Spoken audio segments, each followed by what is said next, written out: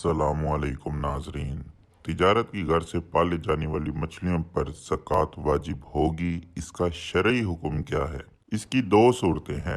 एक, बाज़ लोग तिजारत की गर्ज से मछलियाँ पालते हैं, फिर एक मुद्दत के बाद इन्हें फ़रोख्त कर देते हैं।